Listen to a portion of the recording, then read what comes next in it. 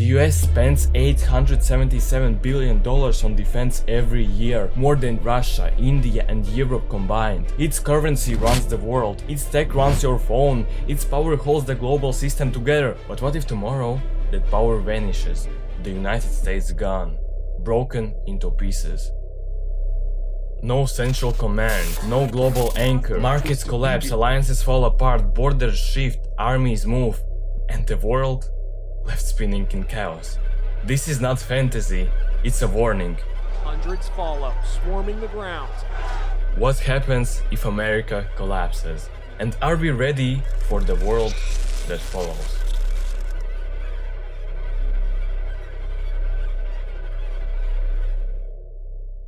The US federal debt is over $35 trillion. Every year the government spends more than $1 trillion just on interest, not repayment, just interest. And high-income states like California, Texas and New York are asking, why are we paying for everyone else's problems? California sends tens of billions in federal taxes every year and gets little in return. In Texas, this has become political. People talk not just about autonomy, but about financial independence. And behind that, the idea of secession. But this isn't just about money, it's about mindset. America is now two nations under one flag. Left versus right, blue states versus red states, liberals versus conservatives. They don't just disagree, they despise each other. 78% of Republicans said Democrats are a threat to the nation. 61% of Democrats say Republicans are a threat to democracy. That's not debate, that's war of identity. And elections no longer solve anything. Every election cycle now ends in chaos. Protests, accusations of fraud, refusals to accept results. In both 2020 and 2024, half the country believed the election was stolen, and in 2021, surveys showed that 1 in 3 Americans supported the idea of their state leaving the union. That's not fringe, that's millions of people. Meanwhile, states are charting their own paths. Texas is building its own border security, ignoring Washington. Florida rewrites its education system and bans federal materials. California signs international climate agreements on its own, like it's already a separate country. This state would lead this space. This is not politics anymore, it's decentralization in real time. And then there's the internal migration. People are moving fast, from high-tax blue states to low-regulation red ones. California has lost over 800,000 residents in just 3 years. Texas and Florida gain just as many. Every move widens the cultural and political divide. Taxes, migration, laws, education, guns, all different. On their own, none of these break a country, but together they dismantle the idea of a unified America. So the question is not could the US collapse, it's when and along what fault lines.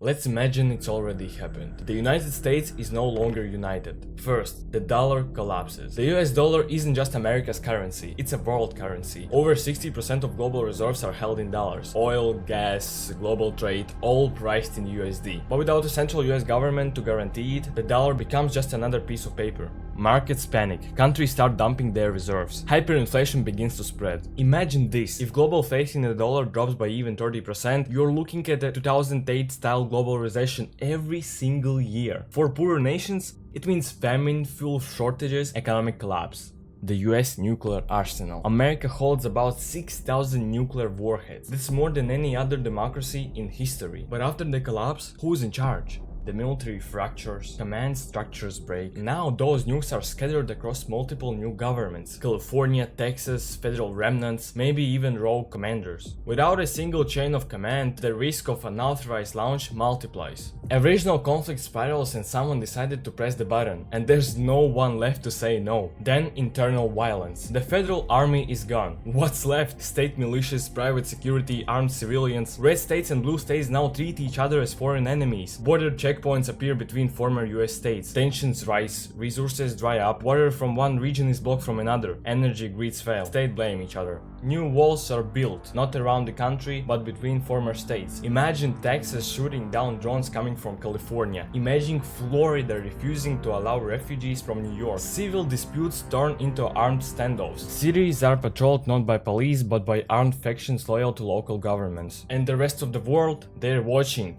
and preparing. Russia, China, Iran, they no longer face a global enforcer. No more US Navy to patrol the seas, no more NATO backbone. Authoritarian powers begin to expand, territories change hands, and old alliances crumble.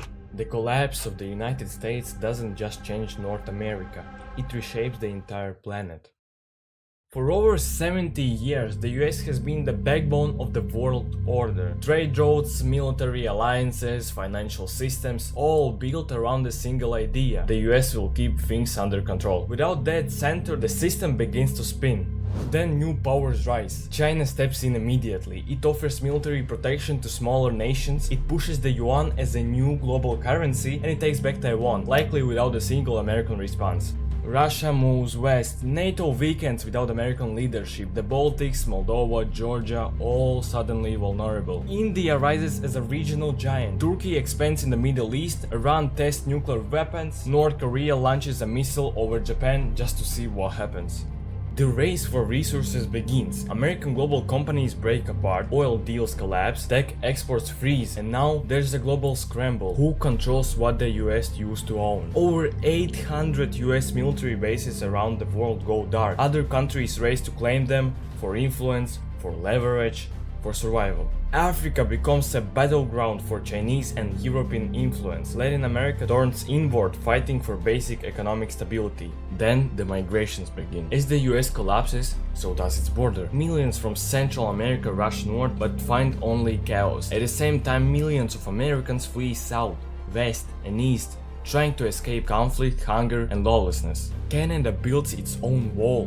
Mexico closes its borders. Europe is overwhelmed. Suddenly global refugee numbers double. Migrants fleeing violence in the Middle East continue to flow into Europe. Officials in Croatia say about 27,000 have entered the country in the past few days. Apocalypse or adaptation. When a superpower collapses, the ripple effects don't stop at borders. They reach the food you eat, the water you drink, the air you breathe. The end of the United States is not just a political event, it's a beginning of a global survival test. Global food crisis. The US supplies nearly 30% of the world's corn. It leads in soy, wheat, meat exports. But now, farms are nationalized, supply chains collapse, no more cross-country transportation, fuel prices skyrocket, the Midwest becomes inaccessible. Within months, grain prices triple. Africa, Southeast Asia, Latin America all face famine, and even Europe and China begin rationing. Pandemics and biological risk. The CDC is gone, the US global medical network is broken, international coordination halts, a new virus emerges in Southeast Asia. Within weeks, it spreads. But now, no US funding, no data sharing, no vaccine hubs. What used to take 6 weeks to contain now spreads across 60 countries before detection.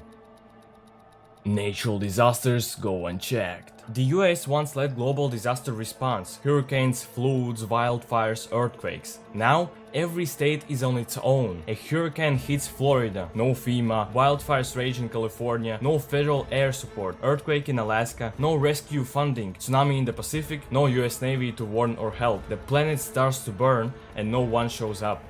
And yet, some adapt. New alliances form, tech companies become mini-governments, cities strike deals with each other, not nations. Some places innovate, survive, maybe even thrive. But for most of the world, this is not adaptation, it's a permanent crisis state. The fall of a nation is fast, but the consequences, they last for generations.